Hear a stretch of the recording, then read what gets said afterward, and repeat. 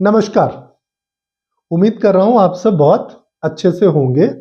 आज हम समझते हैं ये इंसुलिन रेजिस्टेंस क्या है, टाइप 1 डायबिटीज क्या है और ये कैसे डायबिटीज मेलाइटस हो सकता है।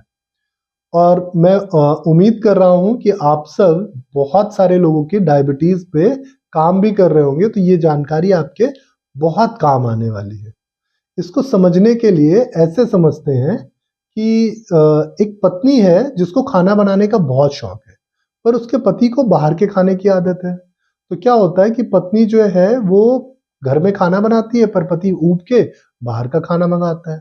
तो जब शुरुआती दिनों में तो पत्नी को क्या है कि पति किसी न किसी तरीके से समझा लेता है कि यार तुम बहुत खाना बनाती हो, थक जाती हो, ऐसा करते हैं बाहर से मंगा लेते हैं, 2 बार, 4 बार, 6 बार, 10 बार। तो इस तरीके से पत्नी समझ जाती है कि उसको लगता है मेरा पति कितना मुझे प्यार करता है, कितना ध्यान रखता है, और वो बाहर के खाने से काम चला लेती है। लेकिन फिर बाद में क्या होता है कि पत्नी को खाना बनाने की आदत है। अब पत्नी घर में खाना बनाती है, फिर भी ये बाहर से खाना मंगाता है, घर में ज़्यादा खाना हो जाता है और फिर दिक्कतें होती हैं। यही चीज़ हमारी बॉडी में भी जब होने लगता है, तब स्थिति डेवलप होती है इंसुलिन रेजिस्टेंस की। दरअसल लिवर जो है, उसका काम ही है कि ग्लूकोज बनाना। अब जब लिवर जो है वो ग्लूकोज बना रहा है, इंसुलिन उसको मेटाबोलाइज करके एनर्जी बना रहा है। अब एक समय क्या होता है कि आप बाहर से ज़्यादा ग्लूकोज डाल दिए, तो फिर क्या होता है कि आपका जो इंसुलिन है वो लिवर को बोलता है कि थोड़ा-सा आप ग्लूकोज मत बनाओ। तो वो बेचारा 1 दिन 2 दिन मान जाता है, थोड़े समय के लिए मान जाता है।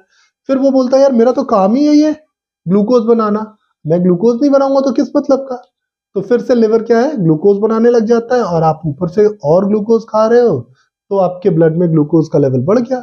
इसके लिए फिर क्या हुआ, ज़्यादा इंसुलिन की ज़रूरत पड़ने लगी। अब जब इंसुलिन उस सारे ग्लूकोज को एनर्जी में नहीं कन्वर्ट कर पाया, क्योंकि उतनी एनर्जी की ज़रूरत ही नहीं है आपको, है? तो जब उतनी एनर्जी की ज़रूरत नहीं है तो कन्वर्जन नहीं हुआ। तो ये कंडीशन जो है, ये आपके ब्लड में ग्लूकोज के लेवल को बढ़ा देता है और आप हो जाते हैं प्री डायबिटिक। और अगर कुछ समय तक ये स्थिति चलती रहे तो फिर डायबिटीज मेलाइटिस। तो अगर आप भी प्री डायबिटिक कंडीशन में किसी को ठीक करने की कोशिश कर रहे हैं, तो बहुत जरूरी है कि उनके न्यूट्रिशन पे ध्यान रखिए।